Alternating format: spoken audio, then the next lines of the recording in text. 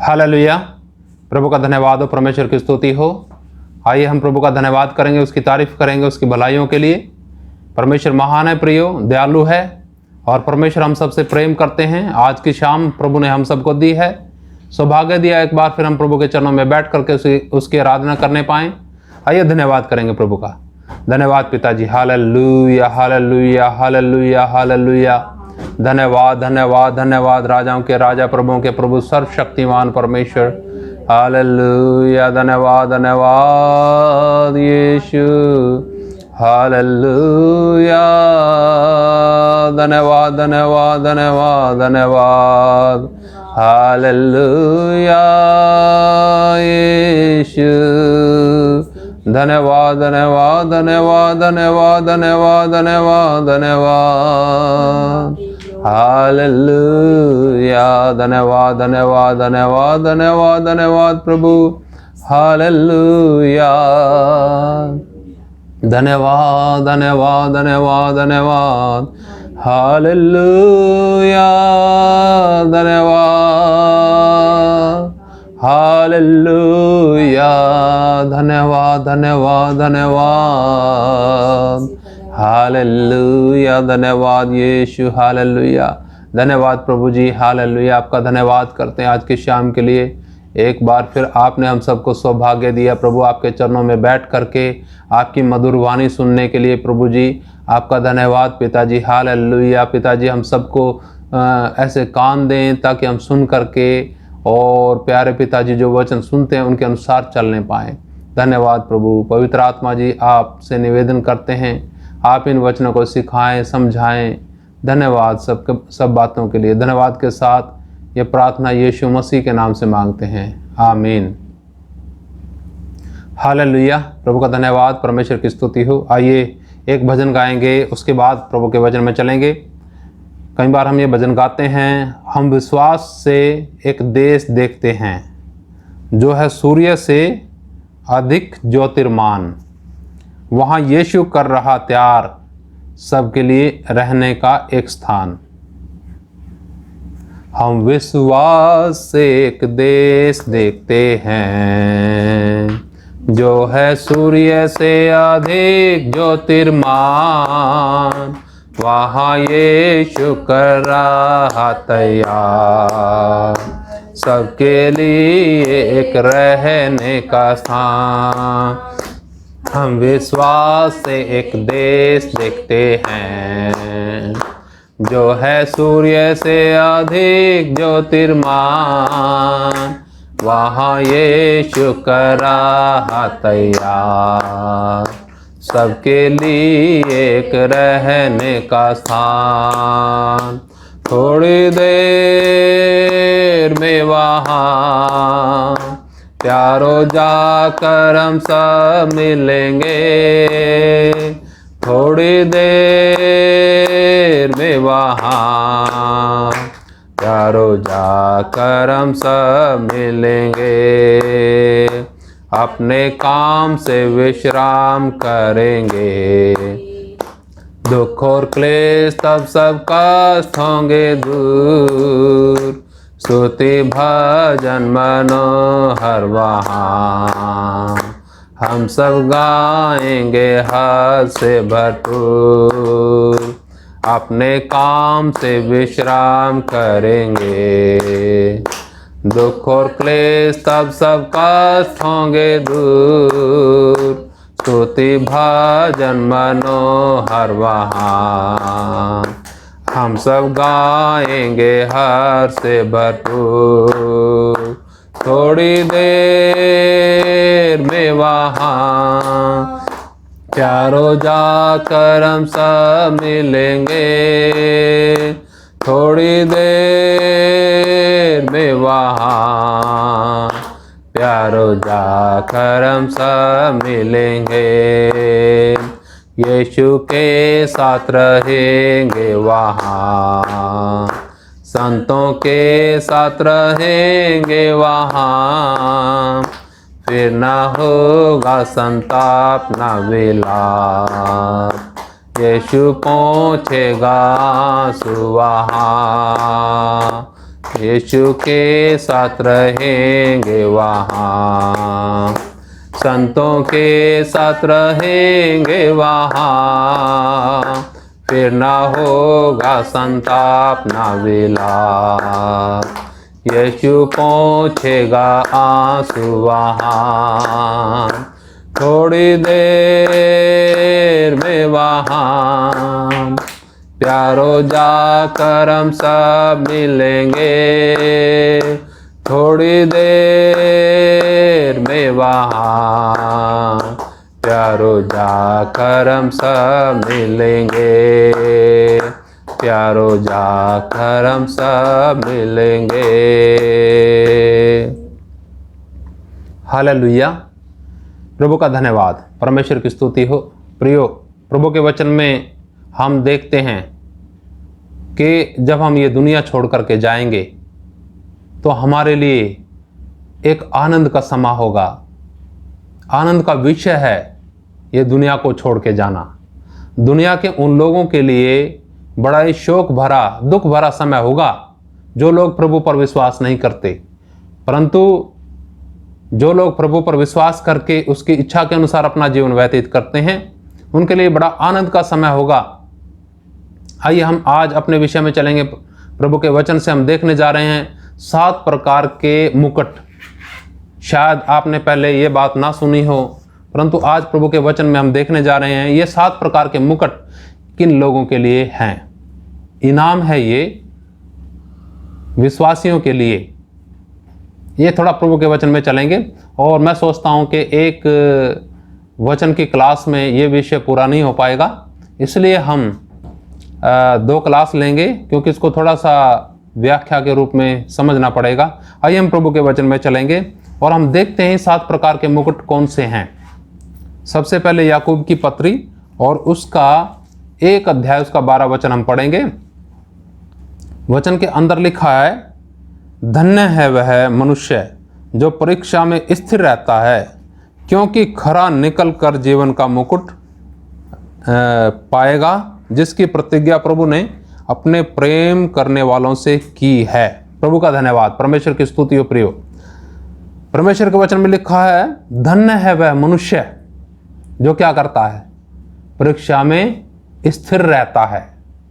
जीवन के ऊपर परीक्षाएं बहुत आते हैं प्रियो। अक्सर परीक्षाओं में एक विश्वासी जो वचन के अनुसार जीवन व्यतीत करता है, परीक्षाओं में अपना जीवन गुजारता है। परंतु याद रखिएगा, परीक्षाएं निराशा का विषय नहीं है। मैंने बताया दुनिया के लिए हो सकता है, परंतु हम विश्वास करने वालों के लिए एक आनंद का विषय है। कारण क्या है? क्योंकि वचन कहता है कि धन्य है वह मनुष्य जो परीक्षा में स्थिर रहता है, क्योंकि वह खरा निकलकर जीवन का मुकुट पाएगा। हालेलुया। आप देखते होंगे बहुत से लोगों के जीवनों के ऊपर छोटी समस्या आ गई, उनके दिमाग में शैतान ये बात लेकर के आ जाता है कि विश्वास करने वालों के जीवन में समस्या थोड़ी, कष्ट थोड़े ही होते हैं, परंतु ये सत्य वचन नहीं है।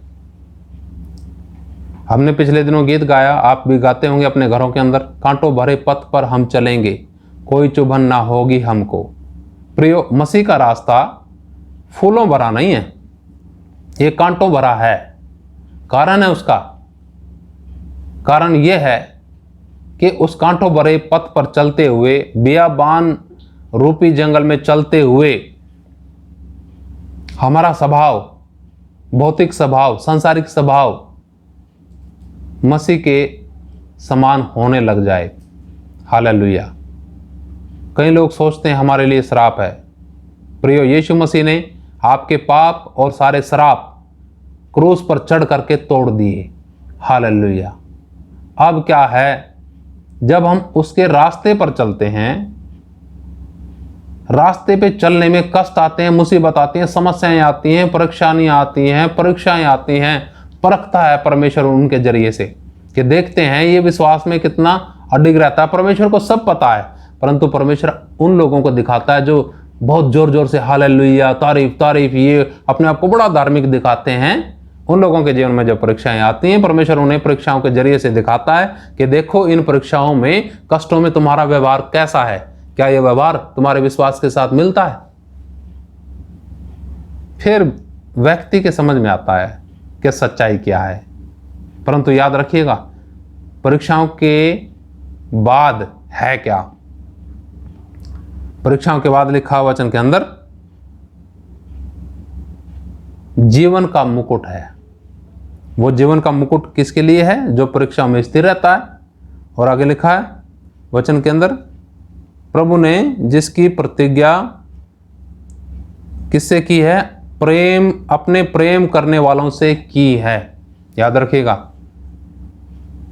इस मुकुट की, जीवन के मुकुट की प्रतिज्ञा उन लोगों के लिए है जो प्रभु से प्रेम करते हैं। हम देखेंगे रोमियो की पत्री 5 अध्याय उसका 3 से लेकर के 5 तक। रोमियो की पत्री उसका 5 अध्याय और उसका 3 से लेकर 5 तक देखिएगा वचन में क्या लिखा है। केवल यही नहीं, वरन हम क्लेशों में भी घमंड करें, यह जानकर कि क्लेश से धीरज, अब सुनिएगा क्या लिखा वचन में, क्लेश से धीरज और धीरज से खरा निकलना और खरे निकलने से आशा उत्पन्न होती है और आशा से लज्जा नहीं होती, क्योंकि पवित्र आत्मा जो हमें दिया गया है उसके द्वारा परमेश्वर का प्रेम हमारे मन में डाला गया है। हालेलुया। प्रिय, प्रभु का वचन कहता है कि हम क्या करें? क्लेशों में घमंड करें। सोचिए क्यों घमंड करें? ये जो एक भेद की बातें यहां पर लिखी हैं, आम लोगों की समझ से तो बिल्कुल बाहर होंगी, क्योंकि वचन सुनते हैं वो इधर, उनका ध्यान रहता है उधर। होगा क्या? शैतान क्या करेगा? विचारों के जरिए से भरमाने की, भटकाने की कोशिश करेगा। किसके कारण? उस आधे अधूरे वचन सुनने के कारण जो आपने सुना। काश आप पूरा वचन बड़े ध्यान से मन लगा करके सुने और परमेश्वर से निवेदन करें, प्रभु जी ये भेद मुझे समझाएं। नहीं तो अक्सर लोगों को देखो, आप विश्वासियों को जो कष्टों में जीवन व्यतीत करते हैं, उनके पास बहुत सवाल होते हैं कि मैं सब कुछ वचन के अनुसार करता हूं, फिर भी कष्ट मेरे जीवन के अंदर क्यों है?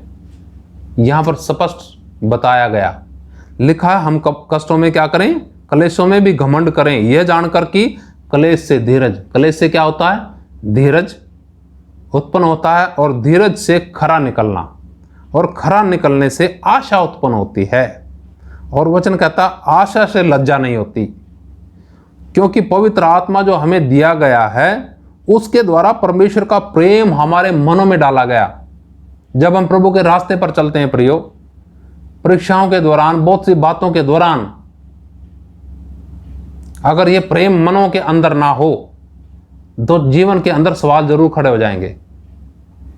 जब प्रेम है परमेश्वर से तो सवाल किस बात पे? परमेश्वर से आप प्रेम करते हैं, प्रभु यीशु मसीह से प्रेम करते हैं, तो फिर सवाल किस बात का? और वो भी आपसे प्रेम करता है। आपने उसके प्रेम को जान भी लिया कि उसने क्रूस पे चढ़ करके आपके लिए, मेरे लिए अपनी जान दी। आपके और मेरे पाप की पूरी पूरी कीमत उसने चुका दी। किसके कारण? प्रेम के कारण ना।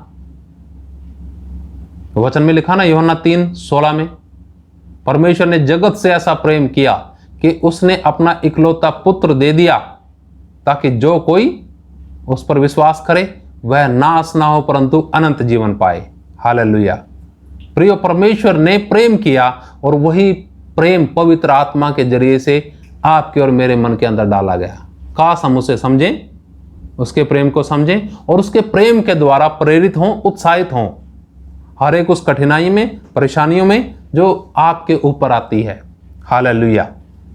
प्रियो, अगर ये प्रेम आपके अंदर नहीं होगा ना, आपका जीवन बड़ा निरस हो जाएगा। अगर प्रेम होगा तो आप आनंद में समय गुजारोगे, कष्टों में भी, इस आशा के साथ कि एक दिन मैं उस प्रभु यीशु मसीह से मिलूंगा जिसने मुझ पापी के लिए, जिसमें कोई खूबी नहीं थी, अपना लहू बहाया। हालेलुया। प्रभु का धन्यवाद। एक और वचन देखते हैं, प्रकाशित वाक्य 2 अध्याय उसका 10 वचन। इसी संदर्भ में देख रहे हैं हम, जो जीवन का मुकुट है मिलेगा किसको? जो धीरज के साथ सहता है, जो परेशानियों में, कलेशों में भी घमंड करता है। क्योंकि उसके बाद है क्या, उसके बाद खरा निकलना है, आशा मिलती है और परमेश्वर का प्रेम हमारे मनों में डाला जाता है। हालेलुया। देखते हैं प्रकाशित वाक्य उसका 2 अध्याय और उसका 10 वचन भी देखेंगे। यहाँ पर वचन के अंदर लिखा है 2:10 में,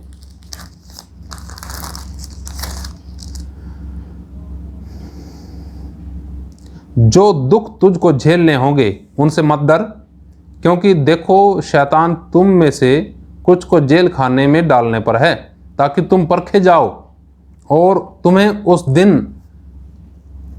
दिन तक क्लेश उठाना होगा। प्राण देने तक विश्वासी रहे तो मैं तुझे जीवन का मुकुट दूंगा। यह वचन मैं दोबारा पढ़ना चाहूंगा आप लोगों के लिए। लिखा वचन के अंदर, जो दुख तुझको झेलने होंगे उनसे मत डर, क्योंकि देखो शैतान तुम में से कुछ को जेल खाने में डालने पर है, ताकि तुम परखे जाओ और तुम्हें 10 दिन तक क्लेश उठाना होगा। प्राण देने तक विश्वासी रहे तो मैं तुझे जीवन का मुकुट दूंगा। हालेलुया। प्रियो, हम पहले मुकुट के विषय में बातचीत कर रहे हैं। ये पहला मुकुट किसके लिए है? हर उस उद्धार पाए हुए व्यक्ति के लिए है जो कठिनाइयों में, परेशानियों में भी स्थिर रहता है। समझ लीजिएगा उस बात को। कठिनाइयां आती हैं, परेशानियां आती हैं आपको और हमें परखने के लिए। फिर उसके बाद यहां पर वचन में एक और लिखा है कि प्राण देने तक विश्वासी रहे तो मैं तुझे जीवन का मुकुट दूंगा। हालेलुया। प्रभु का धन्यवाद। ये एक इनाम है। प्रभु का धन्यवाद करते हैं। प्रियो, उन लोगों के लिए है जो कष्ट, परेशानियां, बदनामी झेलते हुए प्रभु के मार्ग पे चलते हैं आनंद के साथ। उनको प्रभु जीवन का मुकुट देगा। प्रभु का धन्यवाद। एक और वचन देखते हैं हम। ये पहले मुकुट के विषय में देखा, दूसरे मुकुट के विषय में देखेंगे। दूसरा मुकुट का वर्णन है 1 कुरिन्थियों 9 अध्याय उसका 24 से लेकर 27 तक पढ़ेंगे और फिर उस मुकुट के बारे में भी देखेगा। इस मुकुट का नाम क्या है?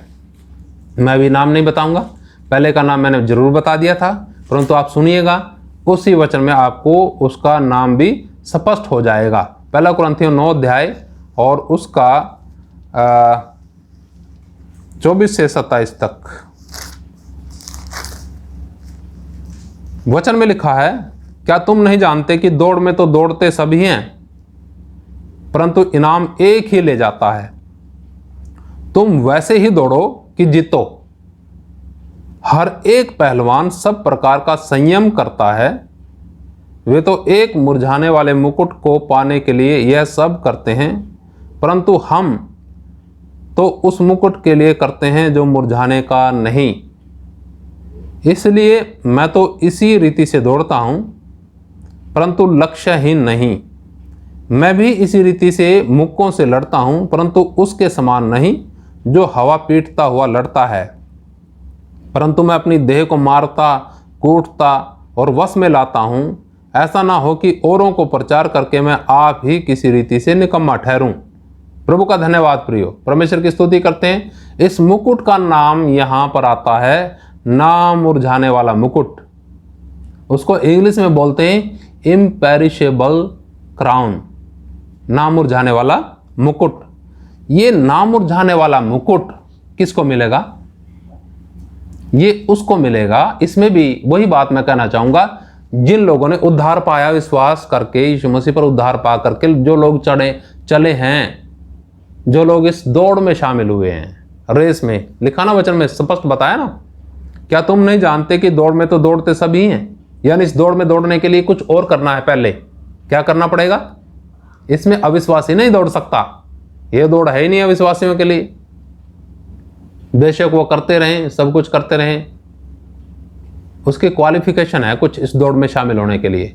इस दौड़ में शामिल होने के लिए विश्वास, पश्चाताप, अफसोस, अपने पापों से माफी, बपतिस्मा, पवित्र आत्मा की भरपूरी, ये सारी चीजें जिसके पास हैं वो इस दौड़ में शामिल हो सकता है। और फिर वचन में लिखा, दौड़ में तो दौड़ते सभी हैं, परंतु इनाम एक ही ले जाता है। तुम ऐसे दौड़ो कि क्या पाओ? क्या जीतो? इनाम जीतो। हर एक पहलवान, यानी दौड़ में दौड़ने के लिए आगे उदाहरण भी दिया गया, हर एक पहलवान सब प्रकार का संयम करता है। इसको हम कहते हैं प्रियो, ये मुकुट उन लोगों को मिलता है जो लोग अपने मसीह जीवन के अंदर अनुशासन के अधीन रह करके चलते हैं, अनुशासित जीवन जीते हैं, अपने ऊपर संयम करते हैं, बोलने पे, भाषा पे। बहुत से लोगों को देखा होगा आपने, फट से ऐसी बात बोल देनी, ये नहीं पता उसका रिजल्ट क्या होगा क्या नहीं होगा, उल्टी सीधी बात बोलनी, ऐसी बातें, ऐसी हरकतें करनी, जिससे शैतान कहता वेरी गुड, बहुत बढ़िया बहुत बढ़िया, जागृत ना हुई हो, ऐसा ही करता रही हो ताकि बहुत से लोगों को मैं तेरे जरिए से नाश कर दूं। प्रियो, इसलिए नहीं प्रभु ने चुना, प्रभु ने इसलिए चुना है ताकि आपके जरिए से परमेश्वर बहुत से लोगों को जीवन का जल दे। हालेलुया। जो मृत्यु की छाया में जीवन व्यतीत कर रहे हैं, परमेश्वर उनसे प्रेम करता है। अगर आपके मन के अंदर परमेश्वर का प्रेम डाला गया है तो आप अपने ऊपर संयम करोगे, कंट्रोल करोगे। प्रभु का धन्यवाद। जैसा वचन में लिखा है, हर एक पहलवान सब प्रकार का संयम करता है। वे तो एक मुरझाने वाले मुकुट के लिए ये सब करते हैं। दुनिया दौड़ती है मुरझाने वाले मुकुट के लिए, परंतु हम कौन से मुकुट के लिए दौड़ते हैं? कौन सा मुकुट? आज भी बहुत से ऐसे सेवक हैं जो इस मुरझाने वाले मुकुट के लिए दिलो जान लगा देते हैं। क्या कहते हैं? भाई देख, मैंने वहां तेरा परिचय तो करा दिया, बस मेरा मान सम्मान रख लियो। क्या रख लियो? मेरा मान सम्मान रख लियो। वाह भाई, मान सम्मान यीशु मसीह का नहीं नजर आया? जिस समय यीशु मसीह ने आपके पापों के कारण, मेरे पाप के कारण क्रूस पर जान दी। इसलिए प्रियो, ध्यान रखिएगा प्रभु के वचन में, जो हम वचन सीख रहे हैं। आप चाहते हैं प्रभु आपको ये मुकुट दे, तो वचन के अनुसार संयमित, अनुशासित मसीह जीवन जीना है, यत्न करना पड़ेगा उसके लिए। वो यत्न क्या करना? लिखा वचन के अंदर, इसलिए मैं तो इसी रीति से दौड़ता हूं, परंतु लक्ष्यहीन नहीं। मेरा लक्ष्य है कुछ, एक क्या है मेरे पास? एक उद्देश्य है, लक्ष्य है। आपके पास उद्देश्य है? अपने से आप सवाल कर लीजिएगा।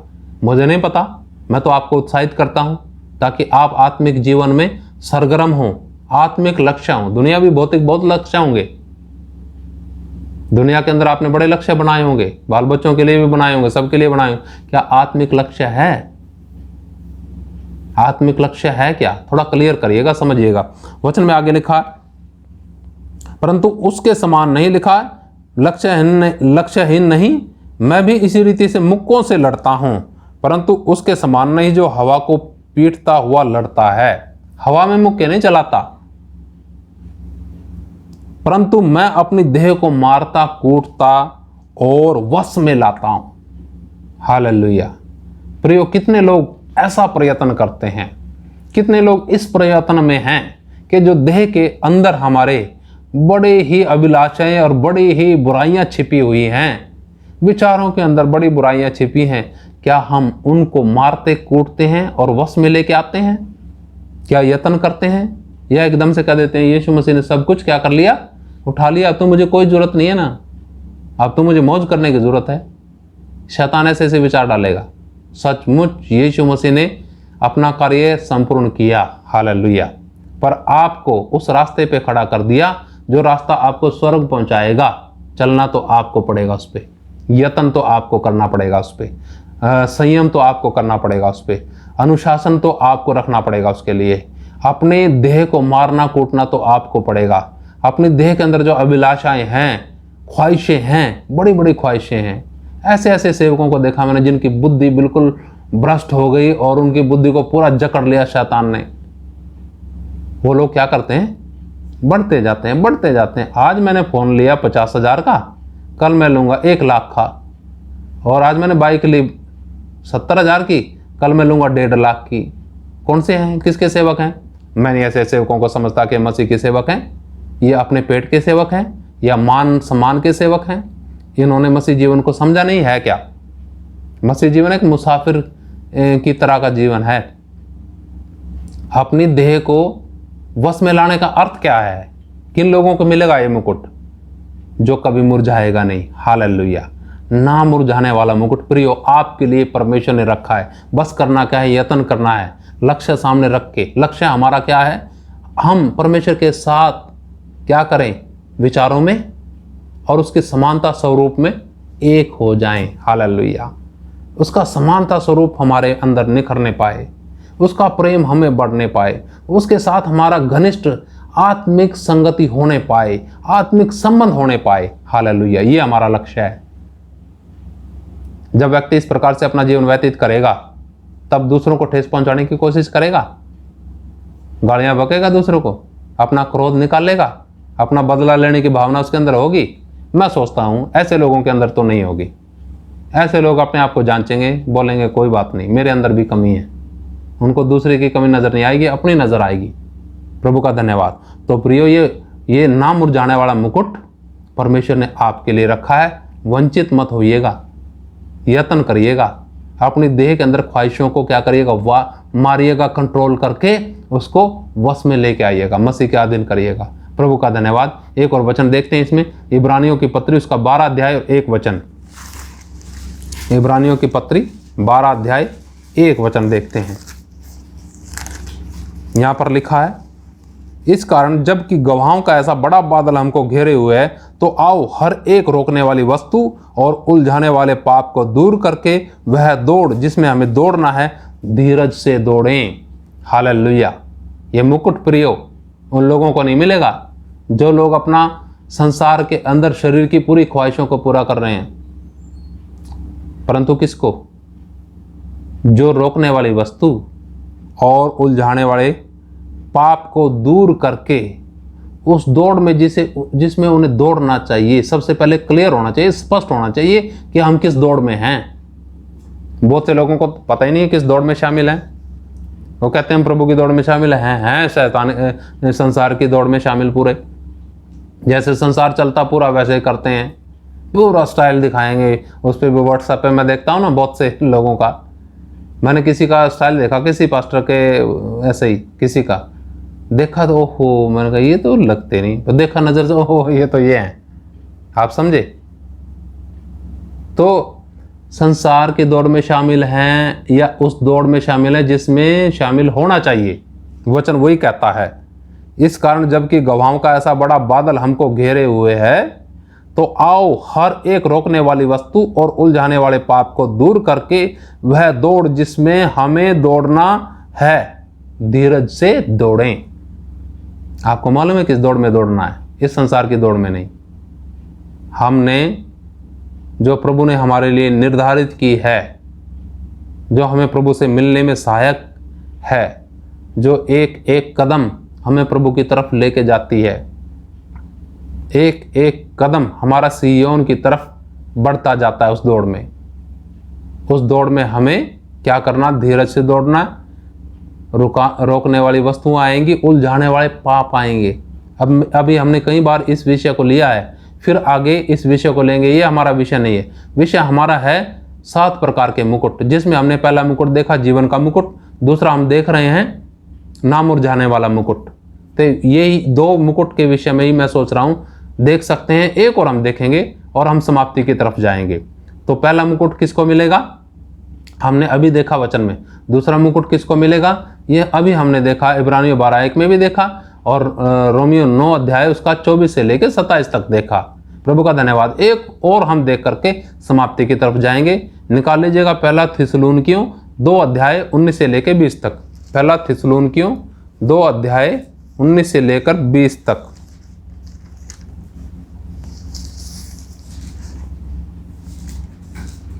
वचन में लिखा है इधर, भला हमारी आशा या आनंद या बड़ाई का मुकुट क्या है? सवाल इधर करता है प्रभु का दास संत पौलुस थिस्सलुनीकियों की कलीसिया को, कि भला हमारी आशा या आनंद या बड़ाई का मुकुट क्या है? क्या हमारे प्रभु यीशु के सम्मुख उसके आने के समय तुम ही न होंगे? हमारी बड़ाई और आनंद तुम ही हो। हालेलुया। प्रियो, ये क्या है? ये कौन सा मुकुट समझा गया? आनंद का मुकुट, महिमा का मुकुट नहीं, वो हम देखने जा रहे हैं। इस मुकुट को कहेंगे हम आनंद का मुकुट, क्राउन ऑफ रिजॉइसिंग। इसके विषय में यहां पर लिखा है, भला हमारी आशा या आनंद या बड़ाई का मुकुट क्या है? क्या हमारे प्रभु यीशु के सम्मुख उसके आने के समय तुम ही न होंगे?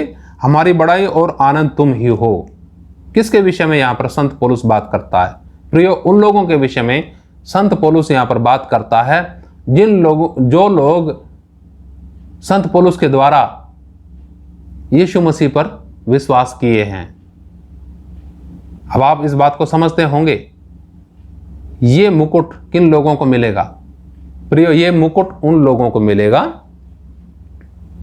जिन लोगों के जीवन जो अंधकार में पड़े हैं, जो मृत्यु की छाया में हैं, जो पाप के अधीन हैं, उन लोगों ने उनके द्वारा वचन सुना। मान लीजिए आपके द्वारा किसी ने वचन सुना और उन्होंने पश्चाताप किया, तो प्रियो, ये रिजॉइस यानी आनंद का मुकुट ये लोग होंगे। किसके लिए? आपके लिए, हमारे लिए। जैसे मैं कहूं, प्रभु का मैं धन्यवाद करता हूं, आप खुद मेरा आनंद का मुकुट होंगे। प्रभु का धन्यवाद हो, प्रभु की स्तुति हो। और आप भी किसी को सुसमाचार वचन सुनाते हैं और वो विश्वास करके प्रभु के पीछे चलते हैं, तो वो आपके आनंद का मुकुट होंगे। ये इस मुकुट के विषय में है। परमेश्वर ने आपके लिए, मेरे लिए बड़ी अद्भुत प्रतिज्ञाएं की हैं। परमेश्वर कभी झूठ नहीं बोलता प्रियो, परमेश्वर सत्य बोलता है। परमेश्वर आपसे प्रेम करता है, मुझसे प्रेम करता है। दुनिया के अंदर अनेकों प्रकार की प्रार्थनाएं लोग करते हैं अभिलाषाएं रखते हुए, परंतु परमेश्वर ने वो बातें आपके लिए, मेरे लिए रखी हैं जो कभी सोची भी नहीं हमने। प्रभु का धन्यवाद हो परमेश्वर के इन उत्तम आशीषों के लिए, जो हमेशा की अनंतकालीन आशीष से परमेश्वर ने उसके प्रेम रखने वालों के लिए तैयार की है। आइए प्रियो, हम बाकी के जो मुकुट के विषय में चर्चा करेंगे, बातचीत करेंगे, अध्ययन करेंगे प्रभु के वचन से, वो कल करेंगे। आइए हम प्रार्थना करेंगे, प्रभु का धन्यवाद करें, आंखें बंद करें, परमेश्वर की स्तुति करें। आज के वचन के लिए प्रभु का धन्यवाद करें। पिताजी, आपका धन्यवाद करते हैं। प्रभु जी, हम जानते हैं आपके वचन के अंदर लिखा है, जो प्राण देने तक विश्वास योग्य रहेगा वो जीवन का मुकुट पाएगा। धन्यवाद मेरे प्रभु, हालेलुया। प्रभु जी, आपके वचन में हमने अभी पढ़ा है, जो धीरज से दौड़ते हैं और जो अपनी देह को वश में लेके आने के लिए उसे मारते कूटते हैं, पिता, उनको आप एक ऐसा मुकुट देने जा रहे हैं जो कभी मुरझाएगा नहीं। पिताजी, आपका धन्यवाद हो प्रभु, आपका धन्यवाद इन बातों के लिए। और प्रभु, हम जानते हैं वो लोग, जिन लोगों को आप हम सब को इस्तेमाल करके अपने राज में लेके आते हैं, वो लोग हम सब का आनंद का मुकुट होंगे। पिता, धन्यवाद प्रभु आपकी अद्भुत आशीषों के लिए, अद्भुत बातों के लिए। पिता, मेरा विश्वास है पिताजी, जो लोग आज वचन सुनते हैं, इन लोगों के आत्मा में ये वचन आ गया। ये लोग आपके वचन को सीख चुके हैं प्रभु, समझ चुके हैं प्रभु। पिताजी, चलने का मन दीजिए ताकि आपकी इच्छा हर एक के जीवन के अंदर पूरा हो। सब कुछ आपके हाथ में सौंपते हैं प्रभु जी। धन्यवाद के साथ प्रार्थना यीशु मसीह के नाम से मांगते हैं, आमीन। हालेलुया। प्रभु का धन्यवाद प्रिय, परमेश्वर की स्तुति करते हैं। कल फिर मिलेंगे। प्रभु आप सबको आशीष दे। जय मसीह की। मारना था।